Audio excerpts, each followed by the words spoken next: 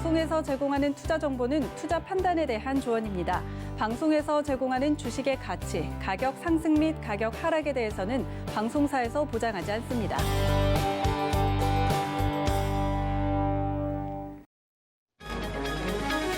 이 시각 헤드라인 뉴스입니다. 조 바이든 미국 행정부가 국세청에 향후 10년간 약 89조 원을 지원하는 한편 권한을 대폭 강화하기로 했다고 미국 언론이 보도했습니다.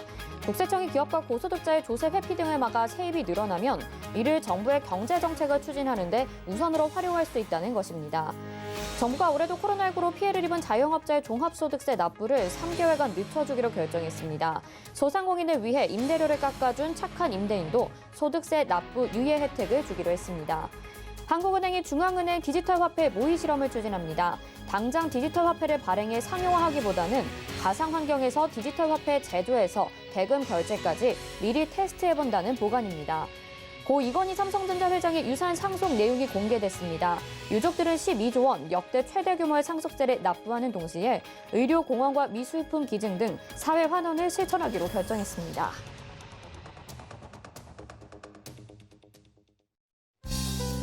네, 시청자 여러분 안녕하십니까? 오늘장 내일장 출발합니다. 안수정입니다. 현재 양시장은 큰 하락을 보이고 있습니다. 코스피가 3,200선을 이탈을 했고요. 코스피도 3,200선, 그리고 코스닥도 1,000선을 지지해줄지 여부를 잘 살펴봐야 될 것 같습니다. 이렇게 실적 발표가 이루어지면서 종목 장세를 보이고 있는 가운데 철강주, 조선주들은 오늘도 강세를 보여주는 반면 반도체 종목들, 특히 오늘 SK하이닉스 실적 발표가 있었습니다만 이런 부분 선반영된 이유 때문인지 주가 하락을 막지 못하고 있습니다. 시장에 양극화가 계속되고 있는데요. 저희와 함께 해당 종목들에 대한 전략들 챙겨가 보시길 바라겠습니다. 전화번호 02-3153-2611 또는 2612번으로 전화 주시거나 100원의 정보 이용료 부과되는 샵 0082번 문자 보내주시면 이어서 종목 상담도 도와드리니까요. 저희와 함께 전략 세워보시길 바라겠습니다.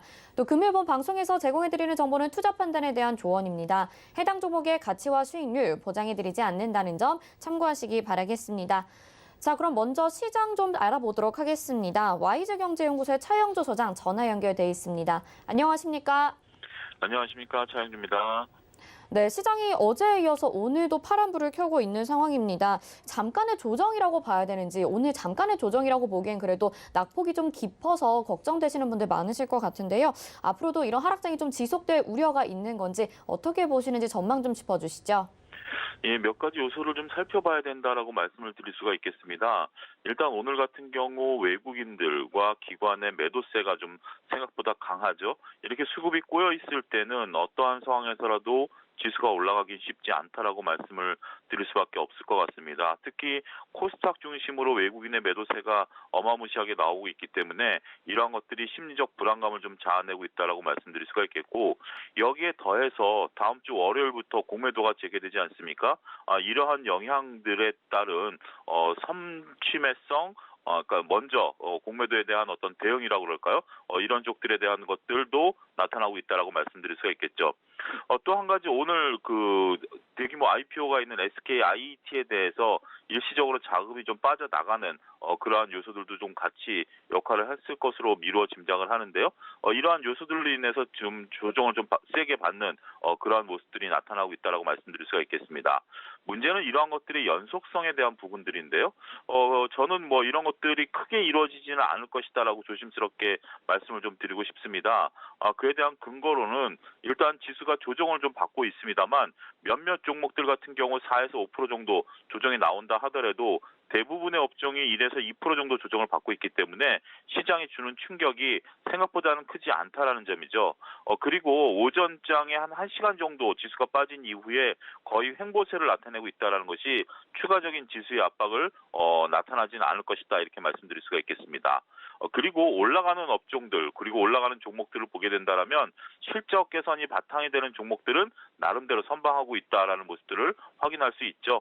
대표적으로 조선업종과 자동차 업종 같은 경우 다시 반등세를 나타내고 있고요.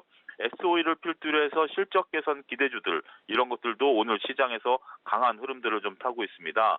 따라서 지금 현재 불안한 요소들 몇몇 가지들이 좀 작용을 하면서 지수가 조정을 받고는 있는데요. 어차피 고점 부근에서 조정을 받아야 되는 상황이기 때문에 그러한 조정폭들에 대한 연장선상에서 생각을 하고 거기에 수급이 꼬인 상태이기 때문에 더욱더 오늘은 하락세를 나타냈다라고 말씀드릴 수가 있겠죠. 또 미국장의 영향도 무시할 수 없는 상황이기 때문에 미국장의 조정 여파가 국내 시장의 조정의 빌미가 됐다라고 말씀드릴 수가 있겠습니다. 하지만 앞서 언급드렸다시피 지수는 어느 정도 그 하방 경직을 나타낼 것으로 보여지기 때문에 우량주 중심에서 저점 매수 관점의 접근은 여전히 유효하다라고 말씀드릴 수가 있겠고 성급히 모든 그 자금을 써서 매수를 하기보다는 자금을 분할해서 대형주 위주의 저점 매수 전략은 여전히 유효하다. 결국 시장이 무너질 만한 요소보다는 조정 이후에 다시 반등할 요소들, 오늘 또 발표된 경제 지표들도 상당히 긍정적으로 나왔죠. 그리고 IMF라든지 세계 기관들이 나타내는 올해 국내 우리나라에 대한 경제 성장률도 높이 나타나고 있기 때문에 크게 불안해하실 요소는 없다라고 보여지죠.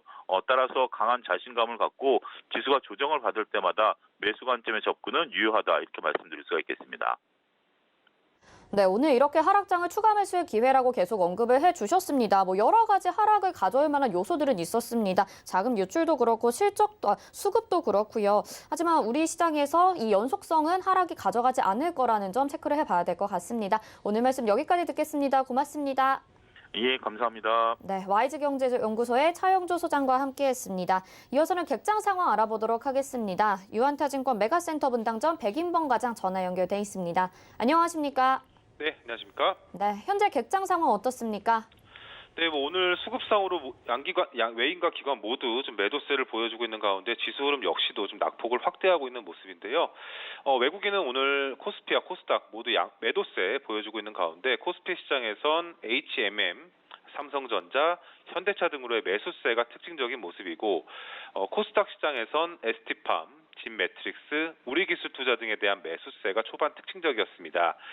기관 같은 경우 코스피 시장에서 현대제철, 현대중공업 지주, 아모레지 등에 대한 매수세가 특징적인 모습이었고 코스닥 시장에선 이지바이오, KH바텍, 바이넥스 등에 대한 매수세가 특징적인 모습이었다 볼 수 있겠습니다. 네, 이런 하락하는 장세 속에서도 실적 발표가 되고 또 호실적을 기록한 종목들은 상승 그리고 수급들이 좀 들어오는 것 같습니다. 오늘 시장 한마디 어떻게 정리해 볼 수 있을까요? 네, 오늘 시장 한마디 호실적에 반응하는 증시로 좀 정해봤습니다.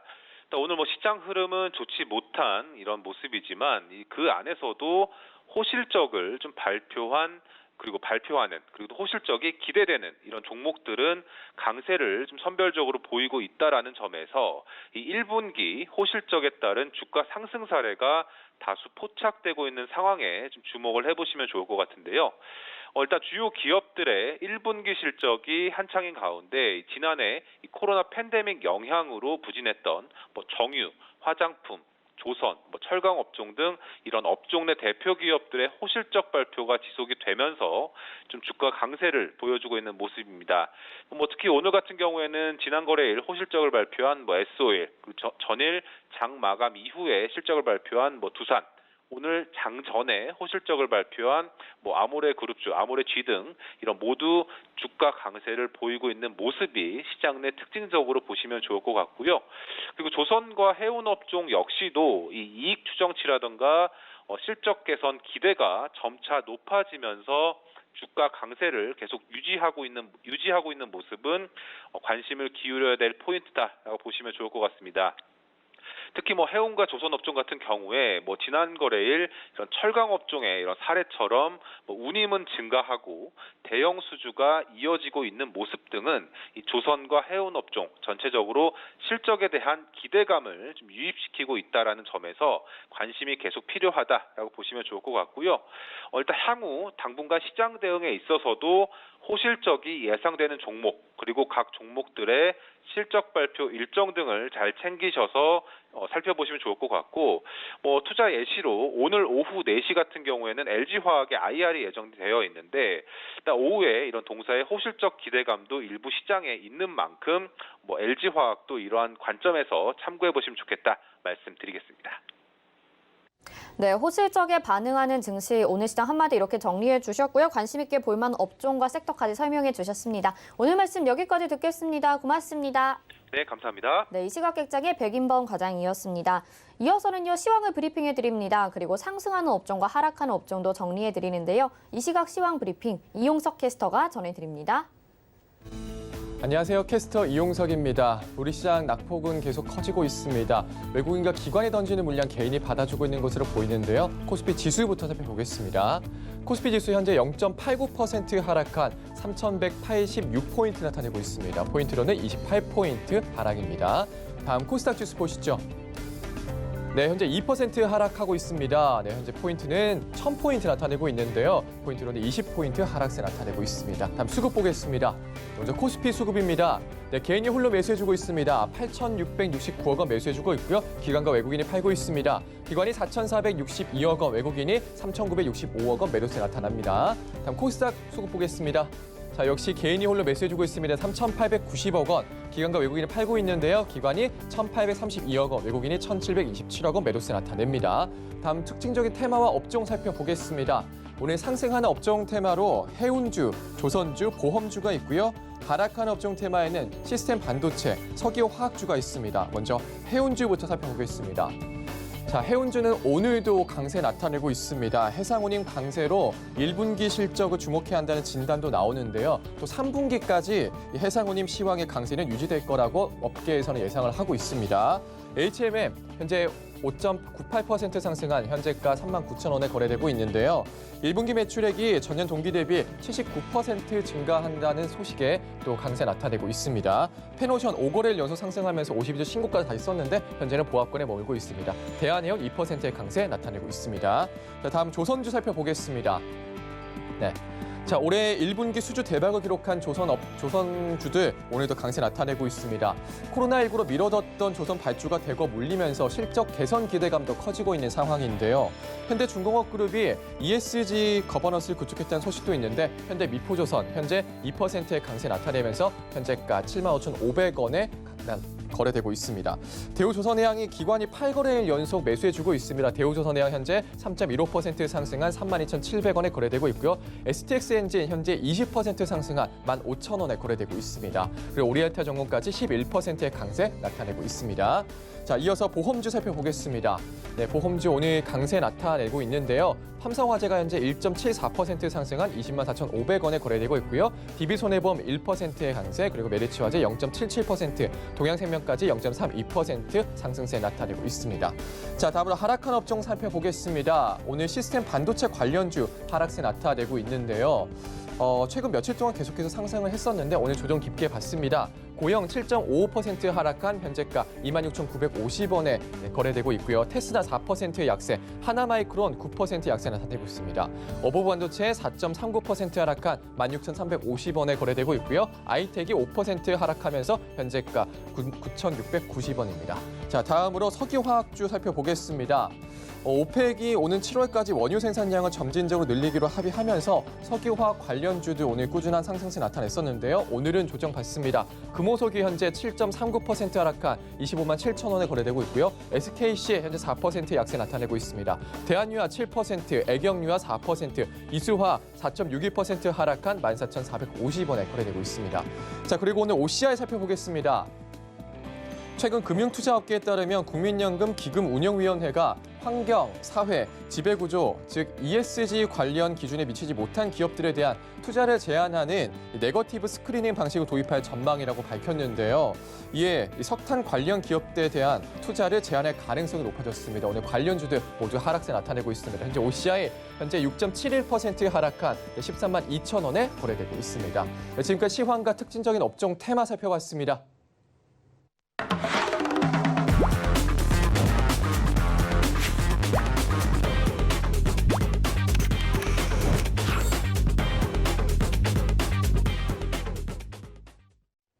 네, 시장의 핵심 이슈 짚어보는 이슈 칼럼 시간입니다. 오늘은 SPM의 김영진 대표와 함께합니다. 안녕하십니까?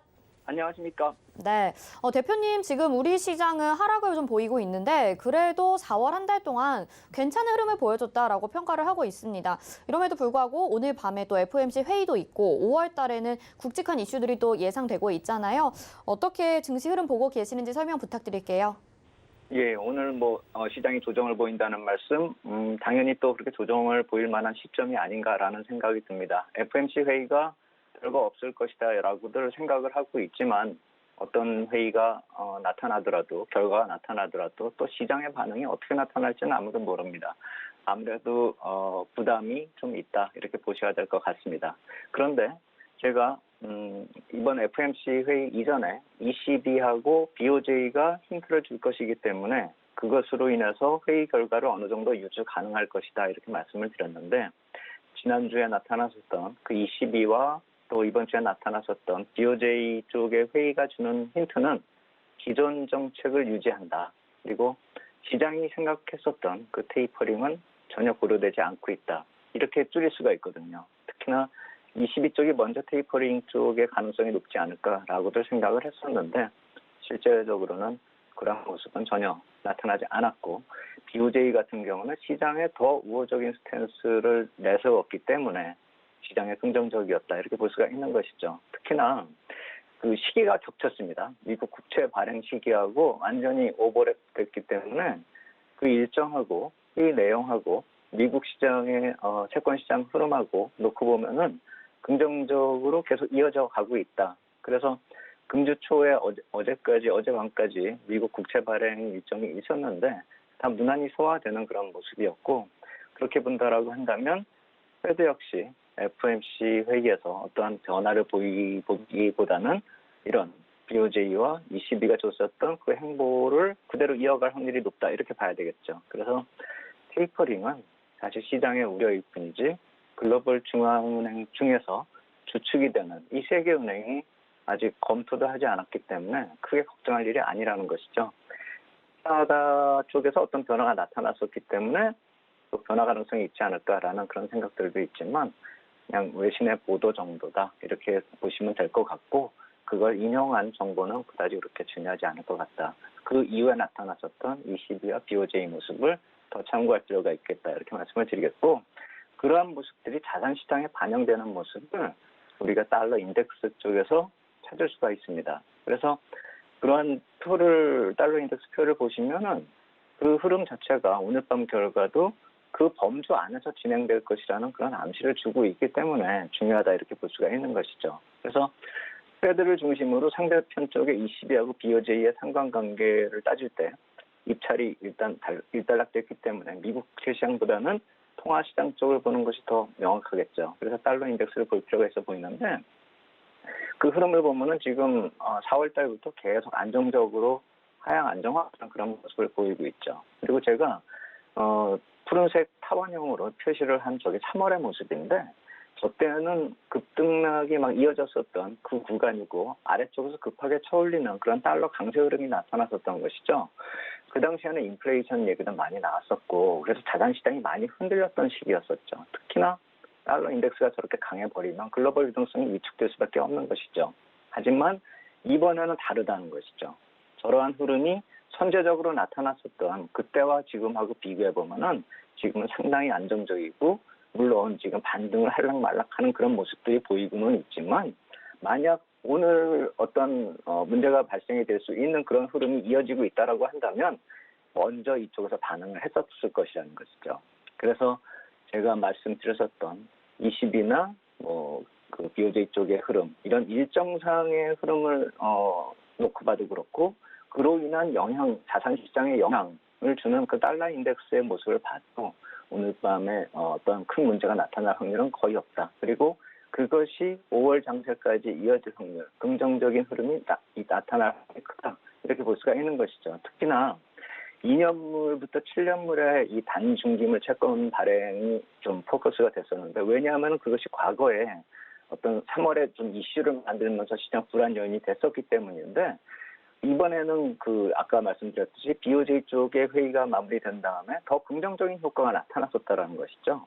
그래서 그것이 일단락되면서 안정권을 진입했는데 단지 우리가 한 가지 좀 주의할 점이 있다라고 본다면 이제 4월 달은 마무리됐고요. 5월 달 보시면은 5월 11일부터 13일까지 이때가 이제 채권 발행 시기가 다시 도래한다 이렇게 보시면 됩니다. 3년물, 10년물, 30년물 이렇게 도래를 하는데요. 미국 쪽에서. 금액이 약간 좀 큽니다. 그러니까 4월 달은 많이 줄어들었기 때문에 2분기 중에 가장 편한 시기다 이렇게 말씀을 드렸는데 이제 5월 가면 증가되고 6월 가면 더 증가되고 하는데 그것이 5월 11일부터라는 것이죠. 그래서 5월 전체적으로 놓고 보면은 한 2,515억 달러가 증액되는 규모에서 4월에 증액된 것보다 증액 규모는 약 한 30%가 더 늘어나는 것이죠. 그래서 약간 좀 부담이 되는 시기다. 그래서 그러한 영향을 줄 수 있는 5월이기 때문에 FOMC 회의에서 그에 대해서 어떤 코멘트를 주지 않으면 다음 발행 때부터는 또 시장에서 노이즈가 나타날 수 있고 다음 회의는 6월달 회의가 될 텐데 그때까지 시장에서 또 어떤 분석이 나오면서 계속 패드에게 어떤 무엇을 해달라는 그런 요구사항 같은 그런 분석이 나오면서 시장을 흔들 수가 있다라는 것이죠. 그래서 5월 들어서면은 안정적인 뜸이 나타날 수는 있겠지만 중간중간에 노이즈가 나타났었던 것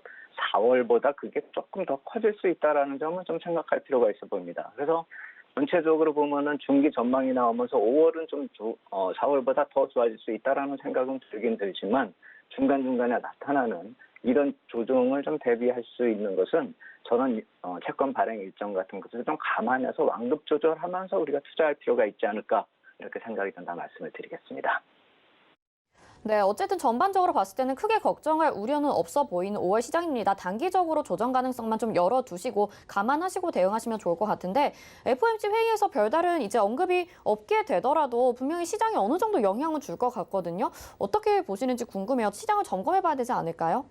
네, 그래서 보시면은 이제 전체적으로 봤을 때 안정권에 진입한 것 같다라는 생각이 듭니다. 그러니까 그것을 역으로 해석하면 이제 더 좋아질 시장이 좋아질 이유가 있겠느냐라고 생각하시는 분들이 있습니다. 그러니까 재료가 없다라는 것이죠. 그런데 안정권에 진입하고 이 경제 흐름하고 사이클을 놓고 봤을 때면은 이제부터 또 다른 시작이 될 수 있다라는 관점에서 좀 볼 필요가 있는데 그러한 시기에 거론될 수 있는 인플레이션이 많이 약화되고 있다라는 점을 우리가 볼 필요가 있다라는 것이죠. 그래서 인플레이션 3월에 좀 이슈가 됐을 때 이 4월 지나면서 안정이 되고 오히려 그것이 주가 상승에 연결이 되는 자산 인플레이션으로 변화될 가능성을 생각해보자라는 그런 생각을 말씀을 드렸는데 이제는 그것이 점차 현실화될 가능성을 우리가 따져봐야 된다라는 것이죠. 그래서 아까 말씀을 드렸었던 중간중간 노이즈가 나타나더라도 긍정적인 시황을 변화시킬 필요는 전혀 없다라는 말씀을 드리는 것입니다.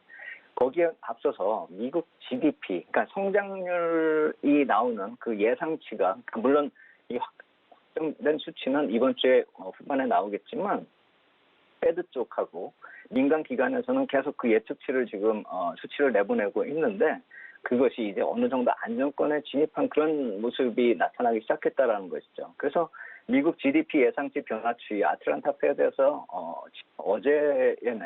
그제 내놓은 자료를 한번 보시면은 위에 녹색 선으로 표시한 것이 아틀란타 패드가 전망하고 있는 GDP 추이고요. 아래쪽에 푸른색 선이 민간 기관의 평균치거든요. 근데 예전에는 그게 많이 좀 괴리가 벌어졌었는데 이제 많이 좀 수렴이 되고 있는 모습이죠.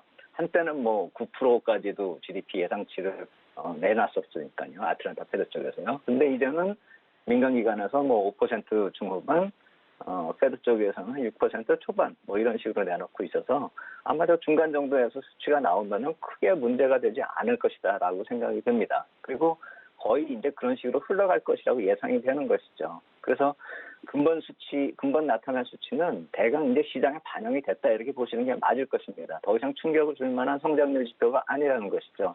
그런데 이 표를 보면서 생각할 것은 아까 제가 말씀드린 것이 여기서 근거가 돼서 증명이 되어 있다는 것을 말씀드리는 것인데 시장의 전망이나 패드의 예상치가 변화하는 그 추이에 따라서 인플레이션과 금리에 주는 영향이 막대했었다라는 것이죠. 표의 중간에 보면은 급상승하는 그런 구간이 두 기관에서, 그러니까 아틀란타 페드 쪽이나 민간 기관이나 놓고 봤을 때 2월 중후반부터는 저 수치들이 빠르게 위로 솟구치고 있는 그런 모습인데, 그때 바로 시장에서 인플레이션 쪽에 우려가 나타났었고 금리도 따라 올라갔었다라는 것이죠. 그래서 저런 중간 부분에 나타났었던 저런 흐름이 다시 재현되지가 않는다라고 한다면 이제부터는 인플레이션은 시장에 악영향을 주는 인플레이션이 아니라 시장에서는 어느 정도 그 수치가 반영이 된 상태고 그 인플레이션이 자산 인플레이션 쪽으로 갈 수가 있다라는 그 말씀을 드리는 것이죠. 그래서 성장 지표가 이제 어느 정도 시장에 반영이 됐기 때문에 이제부터는 저런 성장이 경제의 질적인 변화, 그것이 기업 이익에 어느 정도 반영이 되고 고용에 어느 정도의 반영이 되는 것인가, 그것이 주가 상승의 원동력이 될 수 있다라는 것이죠. 그래서 주가 상승에 어떤 재료가 없다라든지 이제부터는 올 때까지 왔기 때문에 뭐 더 추가적인 상승을 하기 힘들다, 이렇게까지 확대 해석할 이유는 없다라는 것이죠. 특히나 정책회의 지금 앞두고 계속 말씀을 드렸는데 아까 ECB하고 BOJ가 회의 거치면서 어느 힌트를 줬기 때문에 뭐 정황상의 근거로 페드 쪽에서도 변화가 없을 것이다, 이렇게 말씀드렸지만 펀더멘탈적으로 지금 저러한 GDP 추이를 우리가 놓고 봤을 때도 굳이 변화가 나타날 만한 시기가 아니라는 것이죠. 그런데 아까도 제가 말씀을 드렸지만 페드 쪽에서 아무리 그렇게 좋게 결과를 낸다 할지언정 시장이 어떻게 또 반응을 보일까, 이게 걱정이 된다는 것이죠. 중간중간에 노이즈가 생길 수가 있다라고 말씀을 드렸는데 그것이 단순히 채권 발행 때문만이 아니라 정책 변화가 없다 이렇게 말을 해도 항상 시장은 확인을 원하는 그런 심리가 있기 때문에 기대와 우려감이 계속 증폭돼서 6월까지 갈 수가 있다는 것이죠. 그리고 채권 발행 물량이 5월 3일 미국 재무부 3분기 경제운영 정책이 확정이 되고 5월 5일에 그 수치가 공개될 텐데, 그렇게 된다라고 한다면 아마도 채권 발행 물량이 좀 더 많이 늘어날 수가 있기 때문에 시장에서는 그것에 대해서 우려감이 또 증폭될 수가 있겠죠. 그렇다라고 본다면 이번에 조용히 넘어가겠지만 5월 중순부터 또 6월 FOMC 회의 거의 한 달 동안의 기간 동안은 지난 3월에 나타났었던 그런 어떤 좀 노이즈가 나타날 수 있다는 것이죠. 물론 그게 인플레이션하고 바로 연결되는 그런 문제는 아니기 때문에 임팩트는 좀 크지 않겠지만 노이즈는 또 나타날 수 있다는 점을 우리가 생각을 해봐야 된다는 것이죠. 그래서 이 국채 발행 물량에 대해서는 또 한번 나중에 점검할 필요가 좀 있겠다, 이렇게 말씀을 드리겠고, 또 하나는 페드가 주는 그 시장 임팩트가 고려돼야 된다라는 생각이 듭니다. 그러니까 향후의 문제에 있어서 이 재난지원금 지금 공급을 하면서 그 재원 조달이 이 증세를 통해서 하겠다라고 지금 미국 쪽에서 밝히고 있는데, 만약 그러한 상황에서 페드가 그동안의 유동성 공급을 중단하고 테이퍼링을 하면서 점차 발을 빼는 그런 모습이 나타나면은 가뜩이나 시장에서 기대하고 우려감이 공존하는 상황에서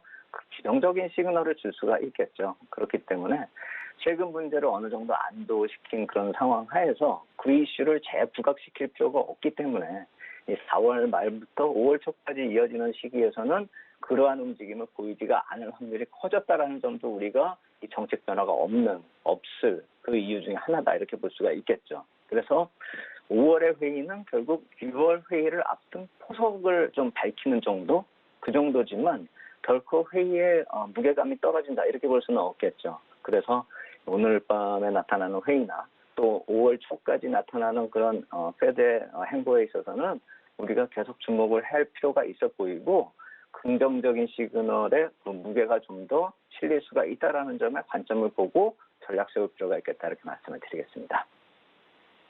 네, 6월까지는 좀 지켜보면서 대응해야 된다라고 말씀해 주셨는데 국채 발행 일정도 있겠지만 또 5월에는 우리나라에서는 공매도 재개가 있습니다. 이로 인해서 긍정적으로 5월 시장 바라보더라도 분명히 좀 체크를 해야 되는 부분이 있을 것 같아요. 어떤 점을 주의해야 될까요?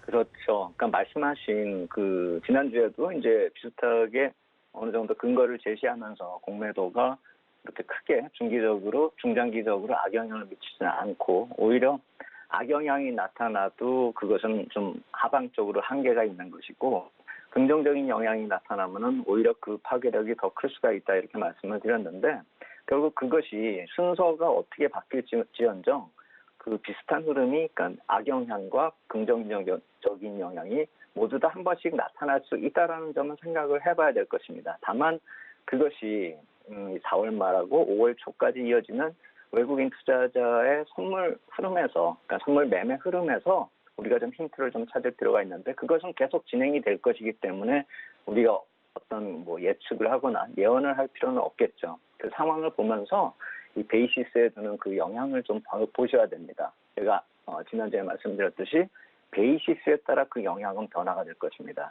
그래서 베이시스에 따라서 매도하고 직접적인 연관은 아니어도 공매도를 하면서 선물을 매수를 해줘서 베이시스가 강화된다라고 하는 그런 조건을 말씀을 드리는 것이기 때문에 외국인 선물 매매를 계속 지켜보자라는 그런 말씀을 드리는 것이죠. 그래서 아까 말씀을 드렸었던 FOMC 회의에서 긍정적인 코멘트가 나와도 시장이 계속 의문을 제시할 수 있고, 패드에 어느 정도 무엇인가를 원하는 흐름이 나타날 수 있는 시기에 가뜩이나 이런 공매도 재개가 나타나면서 외국인 영향력이 커진다라고 한다면 우리가 리스크 관리는 어느 정도 필요하겠죠. 하지만 그것이 중기 시각의 긍정적인 시황관을 변화시킬 필요는 없다라는 것이죠.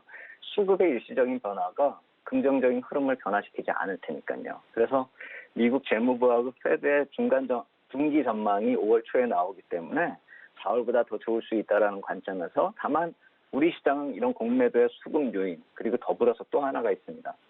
이머징 마켓에 디커플링이 나타나고 있다는 점, 우리가 이 펀더멘탈 쪽으로는 여태까지 별로 거론을 안 했습니다. 그러니까 수급 쪽으로만 따져봤는데, 이 바이든 정부가 계속 이 리쇼어링, 그러니까 예전에 오바마 정부가 추진했었던 리쇼어링 정책하고 비슷한 그런 바이 아메리칸 정책을 계속 만들고 있지 않습니까? 그러면서 이제 반도체까지도 어느 정도 한 발짝 들어섰잖아요. 그렇기 때문에 그게 오바마 정부를 이어서 트럼프, 바이든 정부까지 계속 하나의 그 미국 중심의 흐름이 계속 진행되고 있다라는 점을 보면은 그 기간 동안에 나타났었던 이머징 마켓의 좀 상대적인 열악했었던 수익률, 이것이 계속 지속될 수도 있다라는 점을 보셔야 된다는 것이죠. 그와 연계돼서 공매도가 나오고 외국인 투자자의 선물 쪽에 긍정적인 변화가 없다라고 한다면 우리 시장은 디커플링이 더 확대되면서 계속 눌릴 수가 있다라는 점은 좀 감안하셔야 될 것입니다. 그것이 하방 전환이 아니어도 상승 탄력을 많이 약화시킬 수 있다라는 것이죠. 그것 때문에 선물 거래 쪽에서 좀 주목을 해보자, 이렇게 말씀을 드릴 필요가 있고, 그동안에 4월 동안에는 좀 긍정적인 흐름이 나타나긴 나타났습니다. 하지만 그것이 5월까지 이어질지는 5월 한 중순까지는 좀 확인이 필요할 것입니다. 그래서 단기 흐름으로 부정적인 요인이 나타나더라도 그걸 중장기적으로 볼 필요는 없겠지만 계속 주목해서 이 베이시스와 프로그램 차익 거래 쪽은 주목을 해야 된다는 것이죠.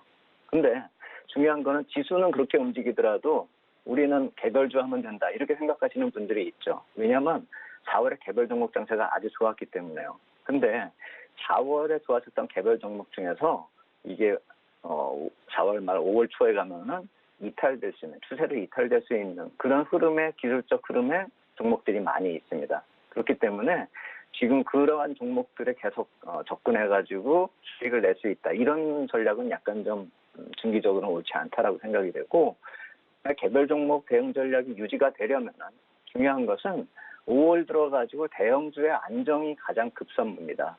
그래서 지금 삼성전자 같은 경우를 보면 답답함의 극치다, 이렇게 볼 수가 있겠는데, 삼성전자가 실제로 아래쪽에서 올라온 퍼센테이지하고 위에서 하락 조정을 보인 퍼센테이지를 구해보신다면은 이것이 과연 무리한 흐름인가, 과연 무의미한 흐름인가, 이걸 좀 따져볼 필요가 있다라는 것이죠.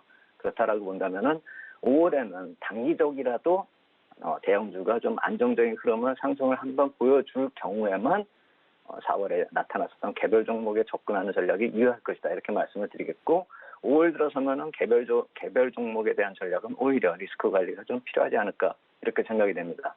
지수가 한 달 내내 박스권에서 움직였거든요, 4월 동안에. 그렇기 때문에 답답함은 있었지만 실질적으로 그 조정이 5월의 방향을 설정하는 기간이다, 이렇게 볼 수가 있고, 중기적으로 항상 그 방향을 제시했었던 게 미국 재무부의 중기 정책 보고서 이쪽이었고, 특히나 FOMC 회의하고 지금 겹치면서 5월의 변화 요인이 될 수가 있다라고 생각이 됩니다. 그렇기 때문에 이번 4월 말 5월 초의 흐름은 6월까지의 흐름을 거의 전망할 수가 있는 그런 흐름이다라고 생각을 하시고 FOMC 회의 결과하고 우리 공매도 전략, 공매도 재개가 나타내주는 그 영향은 최소한 한 5월 초중순까지는 보신 다음에 4월의 전략을 계속 유지를 할 것인지 아니면 약간 전략의 수정이 필요할 것인지 그것을 좀 판단할 필요가 있겠다. 이렇게 말씀을 드리겠습니다.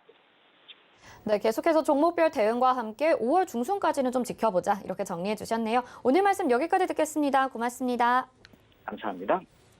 네, SPM의 김영진 대표와 함께했습니다. 이어서 속보 하나 전해드리겠습니다. 코스닥이 장중에 천선이 붕괴되면서 오늘 2% 넘게 하락을 하고 있습니다. 2.18% 현재 하락하면서 998포인트의 거래가 되고 있고요. 4월 12일에 종가 기준으로 1000포인트를 넘어선 이후에 계속해서 1000포인트 이상에서 움직였습니다. 오늘 그 기록 깨면서 다시 천선 아래로 내려가는 모습 확인하시면 좋을 것 같습니다. 이어서 도너 리포트로 이어집니다.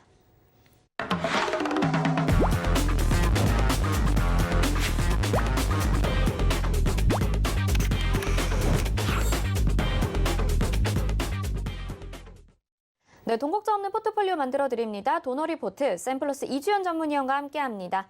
안녕하십니까? 네, 안녕하세요. 네, 오늘은 흰 셔츠를 입으셨네요. 네, 시장이 조정이 나올 것 같아서. 네, 위원님 말씀대로 지금 시장 조정 받고 있는데 도너 리포트 운영 원칙 먼저 만나보겠습니다. 네, 운영 원칙입니다. 일주일에 2종목만 공개 변경합니다. 종목 공개 요일 매주 월요일과 게릴라성으로 요일에 공개가 되죠. 종목 공개 시 방송에서 2종목을 먼저 소개해드리고요. 그중에서 진짜 편입될 종목 한 가지는 방송 끝나고 3시에 서울경제TV 오늘장 내일장 노란톡방에서 공개해드리죠. 노란톡 검색창에 서울경제TV 오늘장 내일장 검색하시고 입장하시면 되겠습니다. 네, 지금까지 누적 수익률 만나보겠습니다. 네, 총 누적 수익률 473.8% 기록하면서 오늘 다시 한번 또 갱신이 됐습니다. 최근의 종목들 보시면 로보스타가 26.4%, 덱스터가 15.9% 수익 각각 내줬었고요. 목표가 달성하고 누적 포트로 편입되거나 포트 제외되면서도 이 정도의 좋은 수익률 기록을 해줬습니다. 다음 보겠습니다. 다음 종목들 오스템이 0.9%, 네이버가 17.7%, SNK가 15.2% 수익 내줬고요. 한국내와 세오글로벌은 손절가 짧게 잡아서 손절가 터치하고 나왔습니다. 다음 종목들도 보겠습니다. 네, 광전자 5.7%, 대유에티 2.5% 손실이 있었고요. SMF 디자인이 이때 8.4% 수익 내줬었고 그 이후에도 한 번 더 접근해서 좋은 수익률 기록을 해줬습니다. TS 인베스트먼트 24.2% 수익 내줬고요. 우성사료도 16.6% 수익 내줬습니다. IHQ가 12.5% 수익 내주면서 포트 제외시켰고요. 보성파워텍이 12.7%, M게임이 10.1% 수익 내주고 목표가 달성을 했었죠. 다음 보겠습니다. 다음 보령제약이 좋은 수익률 거뒀습니다. 12.9%, 그리고 대성파인텍도 12.4%, SM라이프 디자인이 이때 23.5% 수익 내면서 목표가 달성하고 나왔었죠. 다음 보시면요. 대성파인텍도 목표가 달성을 했습니다. 제로투세븐까지 보시면요. 11.1%, 오늘 이제 누적 수익률로 포트에 편입이 됐습니다. 목표가 달성하고 나왔고요. 현재 포트 보겠습니다. 현재 총 5종목 담겨 있었는데요. 제로투세븐 나왔다고 이제 말씀을 드렸습니다. 메디포스트, 엠브레인, 금호석유, H&M 이렇게까지 담겨 있는 상황이고요. 어제 편입된 H&M이 오늘 6.7%나 수익을 내주고 있는 구간입니다. 목표가까지 열심히 달려가 보겠습니다. 네, 현재 포트에 있는 종목들 이렇게 알아봤는데 제로투세븐은 정말 빨리 수익률을 달성을 해줘서 누적 수익률로 또 편입이 됐고요. 어제 편입된 HMM도 정말 많이 상승했다 싶었는데 또 금방 이렇게 6% 이상의 수익을 내줍니다. 한 종목씩 또 AS 받아봐야겠죠? 도와주시죠, 위원님. 네, 오늘 어쩌다 보니까 양봉 셔츠를 입지 않게 됐는데, 사실 이제 제 차트를 이렇게 좀 보신 분들은 아시겠지만 올라가는 건 이제 빨간색이고 내려오는 건 이제 하얀색으로 되어 있거든요. 그래서 시장이 조금 조정이 나오지 않겠나라는 생각을 하면서 입었는데 좀 많이 빠지는 것 같아요. 생각보다는 1000포인트 정도를 이렇게 이제 좀 지켜주는 흐름으로 가면 참 좋겠다라고 생각을 했는데 역시나 무자비하게 1000포인트를 깨고 지금 시장이 내리고 있습니다. 이유는 다들 아시겠지만, 코스닥에 있는 이제 시총 상위 종목들 보면 코로나 관련주들, 그동안 이제 많이 올랐다가 최근에 이제 제약 바이오주도 올라오면서 좀 반등세에 나와줬기 때문에 코스닥이 좀 상대적으로 강하게 올라왔던 부분이고요. 거기서 이제 시점 강한 종목들이 오늘 조정을 좀 크게 받다 보니까 이런 흐름이 지금 만들어지고 있다 이렇게 생각하시면 될 것 같습니다. 조정이라고 생각을 하고요. 어디까지나 주말에도 제가 강연회 할 때 말씀드렸지만 금리적인 부분을 건드리지 않는다고 하면 시장은 어찌됐든 조정 이후에 다시 상승을 한다라는 부분이고요. 최근에 이제 흐름을 보게 되면 그동안 이제 저점 구간인 코스닥 최근 조정받았을 때 저점 잡은 구간이 한 80포인트? 그 정도 되는 것 같습니다. 그리고 최근에 1000포인트 좀 넘어서면서 이렇게 올라왔는데 요 가격 하락폭의 한 중심 정도까지는 궁극적으로 좀 조정이 나올 수 있다라고 생각을 해두시고 보시면 좋을 것 같아요. 그래서 제가 계속 올라올 때마다 현금 비중을 좀 확대하시라고 말씀드렸던 이유가 항상 시장은 올라갈 때 사람들이 더 갈 거라고 생각을 하고 내려갈 때 더 내려갈 거라고 생각을 해요. 그래서 올라갈 때 현금 비중 확보한 거를 이런 식으로 오늘같이 이렇게 내릴 때 많이 내린 종목 실적은 좋아질 텐데 아니면 실적은 좋게 나올 텐데 많이 내린 종목들 같은 경우는 매수 관점으로 접근을 해야 된다라는 거죠. 그래서 지금 제가 시장에 대해서 말씀드릴 수 있는 부분은 여러분들이 가급적이면 이런 구간에서의 너무 겁먹지 마시고 이렇게 매수 관점으로 그동안 봐왔던 종목들, 좋은 종목들 그런 것들 좀 담으시는 게 좋지 않겠나 이렇게 말씀드리겠고 이미 현금 비중을 확보를 못했다 하면 그냥 관망해야죠. 시장 조정 받고 나면 또 올라갈 텐데요. 너무 걱정 마시고 일단 이대로 일단 추세가 코스피 추세가 꺾인 건 아닙니다. 다만 지금 우선을 다시 이탈하는 흐름이 나오면서 지금 요 구간에서 이제 박스권 흐름이 좀 이어질 수 있다 이렇게 생각을 하고 있어요. 그래서 하단은 코스피 같은 경우 3,150 그리고 상단은 최근에 이제 고점 구간이다 이렇게 생각을 하시면 될 것 같고 내일 정도 조금 더 조정 나왔다가 돌려준다고 하면 굉장히 괜찮을 것 같고요. 바로 5일선 회복해 준다면 고점 돌파하고 시세 굉장히 강하게 올라갈 수 있는 그런 흐름이 만들어질 수 있다라는 부분 참고하시면 좋을 것 같습니다. 자, 그럼 도노리포트 흐름을 한번 볼 텐데요. 도노리포트 지금 흐름 굉장히 괜찮은 것 같아요. 오늘같이 이제 하락장이 나오는데도 불구하고 지금 시세가 굉장히 잘 나오고 있는 종목들이 계속 나오고 있는데 메리포스트부터 일단 보도록 하겠습니다. 조정 나오고 있는 문제가 되는 종목들, 걱정이신 종목들부터 일단 보면 앞서 이 구간에서 이제 이 지지를 받았던 그 라인 부분에서의 또다시 지금 지지를 받는 그런 형국으로 가고 있다라고 생각을 하시면 좋을 것 같고 제가 이제 이 구간을 동그라미를 쳐놨는데 이유는 요번에 이제 조정이 나왔다가 저점을 잡고 다시 반등이 나오잖아요. 그래서 추세가 이제 상승으로 가기 위해서는 이 저점을 이탈시키지 않는 흐름 내에서의 조정이어야 된다라고 생각을 하고 있습니다. 그래서 시장이 만약에 급격하게 무너진다고 하면 당연히 이탈이 나올 수 있겠지만 그렇지 않다라고 하면 이런 가격대는 또 지켜줄 가능성이 높지 않나라고 생각을 하고 있습니다. 그래서 그런 부분 좀 참고하시고 보시면 좋을 것 같고 5일선 저항 위로 이렇게 올라서야 되는데 시가 하락부터 출발해서 오늘 전저점 다시 이탈하는 흐름으로 만들어지고 있어서 추가적인 조정이 나온다면 31,500원 정도가 될 것 같아요. 그런데 내릴 때마다 조금씩 여러분들이 계속 모아가는 전략 취하시면 분명히 반등 때 좋은 결과가 있을 거다라고 말씀드리겠고요. 지금 두 번째 종목 엠브레인도 오늘 시장 하락하는 거에 대비해서는 굉장히 잘 지켜주고 있어요. 보합권이고 이 정도면 거의 괜찮게 시장을 지켜주고 있는 게 아닌가, 시장 대비해서 지켜주고 있는 게 아닌가라는 생각이 드는데 그런 관점에서 엠브레인도 시장이 다시 회복되면 강하게 상승할 수 있는 그런 종목이다라고 생각을 해두시고 좀 보시면 좋지 않겠나라는 생각이 들어요. 자, 그리고 이제 금호석유인데요.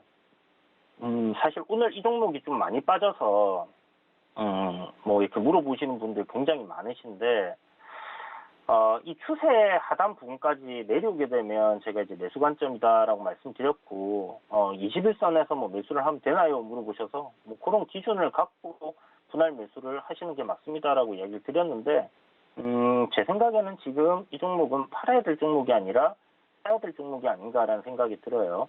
뭐 연기금에서 어떤 이제 친환경적이지 못한 그러니까 뭐 이런 탄소를 CO2를 많이 배출할 수 있는 그런 사업을 하고 있는 기업들 같은 경우는 이제 투자를 갖다 줄이겠다라든지 이런 이야기들이 나오면서 뭐 관련주들이 조금 더 빠지는 걸 수도 있긴 한데요. 크게 영향을 미칠 것 같지는 않다라는 게 제 생각이고, 뭐 금호석유 같은 경우는 실적이 지금 2배 이상 1조 5천억 정도 올해 나올 예정으로 되어 있는 상황이기 때문에 주가 조정이 나온다면 여러분들이 시장이 이렇게 빠지는 거에 대해서 겁먹지 마시고 이런 종목을 사지 않으면 살 종목이 없다라는 거죠, 시장에서. 그런 생각을 가지시고 접근을 해보셔야 된다, 이렇게 말씀드리겠고요. 손절가를 제가 넉넉하게 잡아놨습니다. 혹시나 시장이 빠질 거를 대비를 해서 그리고 실적이 좋은 종목이기 때문에 위로는 업사이드는 굉장히 크고 아래로는 좀 손절가 넉넉하게 잡고 분할로 접근을 계속 모아갈 수 있는 그런 전략으로 간다면 우리가 수익을 꼭 볼 수 있는 종목이다라는 생각을 가지고 있었기 때문에 이제 그렇게 세팅을 해놨다라고 생각하시면 좋을 것 같아요. 그래서 금호석유 같은 경우는 오늘 추가 매수 하시는 게 좋겠다라고 이야기를 드리겠고요. 자, 그리고 HMM입니다. HMM 여러분들 어저께 제가 이것도 드렸을 때 너무 고가권 아니냐 이런 얘기 하시는 분들도 계시고 좀 우려를 하셨는데 시가부터 강하게 올라가고 있습니다. 시장에서 가장 거래 대금이 많이 터지고 중심에 있는 그런 종목이죠. 누가 뭐라고 해도 실적이 받쳐주는 종목이고요. 이 실적이 받쳐주기 때문에 주가는 올라갈 수 있는 부분이고, 그리고 신고가를 갱신을 한 이런 상황에서 앞에 매물대가 지금 단기적으로는 없습니다. 월봉을 봐야 매물대가 나올 정도로 먼 옛날에 이렇게 있던 위치이기 때문에 제 생각에는 HMM 실적 따라서 주가 흐름 계속 좀 이어질 것 같고요. 어저께도 기사 하나 나왔습니다. 전환사채 관련해서 산업은행이 주식으로 전환을 해서 조조조 이런 얘기들이 나왔는데 이제 고점을 돌파하고 하나 나오니까 이제 불안감을 조성을 하는 거죠. 개인 투자자들 쉽게 달라붙지 못하도록. 그런 부분들이 계속 있다라는 거. 앞전에도 말씀드렸지만 이 구간에서 주유소 때 안 좋은 기사들이 나왔었고요. 그죠? 이때도 전환사채 이야기 나왔어요. 그래서 이제 이렇게 한번 흔들렸던 거고, 이때도 마찬가지입니다. 계속 같은 악재로 지금 우려먹고 있는 그런 상황이다라고 생각하시면 되는데, 결국은 실적이 계속 좋아지는 부분이 일시적인 게 아니라고 하는 부분 때문에 올라갈 수밖에 없다라는 거죠. 실적이 3배가 폭증을 하는데 그것도 100억짜리가 300억 버는 것도 아니고 지금 조 단위로 3조까지 이렇게 올라간 상황이기 때문에 충분히 추가적인 상승 흐름 더 나올 수 있다. 지금 4만 원이라는 가격 저항을 좀 받고 있는데요. 이런 구간 또 잘 돌파해내고 차근차근 올라가는 그런 흐름들이 이어질 거다라는 생각이 드니까 보유하신 분들께서는 조급해하실 필요 없겠고 평단도 나쁘지 않고요. 그래서 HMM 같은 경우는 이제 수익권 들어왔으니까 매수가를 손절가로 잡는다라고 생각을 하면 돼요. 우리가 이제 전일 종가에 잡았기 때문에 전일 종가를 이탈하지 않으면 나는 이 종목에서 수익을 하나도 못 보던지 대신에 내 투자금은 지키고 크게 수익을 먹겠다라는 그런 생각을 가지고 이 종목은 끌고 가보셔도 괜찮다, 이렇게 말씀드리겠습니다. 자, 그리고 오늘 포트폴리오에서 제외된 제로투세븐인데요. 제로투세븐을 제가 26일 날 월요일 날 이제 소개해드리면서 같이 소개해드렸던 종목이 보령제약이라고 있습니다. 이 두 종목 중에 어떤 종목을 포트에 넣어야 될까 정말 고민을 많이 했었는데 두 종목 다 이렇게 시세가 좀 크게 나와줘서 다행이라는 생각이 들고, 또 보령제약을 사신 분들도 많더라고요. 그래서 수익 나신 분들 다 축하드리겠고, 제로투세븐 오늘 혹시 대응을 못 하셔가지고 매도를 못 하신 분들 계시다면 하나도 걱정하실 필요는 없을 것 같아요. 일단 제가 생각했던 단기적으로 우리가 시세를 좀 볼 수 있는 16,000원까지 오늘 올라왔다가 밀리긴 했지만 여기서 지금 뭐 나온 거래량이 뭐 정말 어마어마하게 말도 안 되는 뭐 그런 시세가 터진 거다라고 볼 수는 없고 이렇게 이제 좀 많이 밀린 부분은 그냥 시장적인 영향이다라고 생각을 하시면 좋을 것 같습니다. 분봉상에서 이렇게 이제 뭐 추세선을 그어봤을 때 지금 뭐 살짝 이탈한 그런 자리긴 한데요. 보통 이제 이런 식으로 추세선 이탈시키고 돌리는 경우에 또 강하게 돌아온다라는 부분 생각해 두시고 뭐 추가적인 조정은 더 나올 수도 있습니다. 그렇지만 앞서 이 종목을 우리가 매수할 때 제가 말씀드렸던 그 포인트 결국 이 저출산 관련된 문제가 해결되지 않는 한 저출산 관련된 정책들은 계속 나올 거고 사회적인 이슈는 계속 될 거기 때문에 그런 관점으로 이 종목을 보신다 하면 내릴 때 사야 되는 종목 역시 아닐까라는 생각이 듭니다. 다만 단기적으로 거래량 좀 많이 나왔으니까 박스권 흐름 좀 이어질 수 있겠다 생각하시고요. 박스권 흐름에서의 반등 흐름 나와주면 그때 오늘 정도의 고가권에서 수익은 아니더라도 수익권에서 매도를 한다 이렇게 생각을 하시면 좋을 것 같습니다. 자, 그럼 AS 이 정도로 해드렸으면 여러분 잘 대응하실 수 있을 거라 생각이 들고요. 시장 뭐 안 좋지만 힘내시고 조정 또 지나고 나면 또 크게 올라갈 수 있는 종목들 나오고요. 그리고 도너 리포트 항상 여러분 시청 잘 하시면 하락장에도 수익 나는 종목들이 이렇게 나온다라는 거 꼭 기억해 주시기 바랍니다. 네, 오늘 이렇게 하락장 속에서도 가는 종목들은 역시나 갑니다. 제로투세븐 그리고 H&M 보형 제약 담으신 분들 정말 지금 즐겁게 매매하고 계실 것 같은데요. 내 포트에도 이런 종목 담고 싶다. 도너리포트 정말 요즘 수익률 좋은데 나만 가지고 있는 것 같지 않다라고 느끼시는 분들은요. 노란톡 들어오시면 되겠습니다. 서울경제TV 오늘장 내일장 검색하시거나 아니면 옆에 QR코드 찍고 입장하시면요. 종목에 관련된 이야기도 위원님과 소통할 수 있으니까요. 지금 얼른 들어오시길 바랄게요. 이주연 위원님은 여기서 인사드리겠습니다. 고맙습니다. 네, 감사합니다. 네, 금일 본 방송에서 제공해드린 정보는 투자 판단에 대한 조언입니다. 해당 종목의 가치와 수익률 보장해드리지 않는다는 점 참고하시기 바라겠고요. 잠시 후 마감 민박 60분의 승부에서 여러분들 다시 뵙도록 하겠습니다. 시청해주신 여러분 고맙습니다.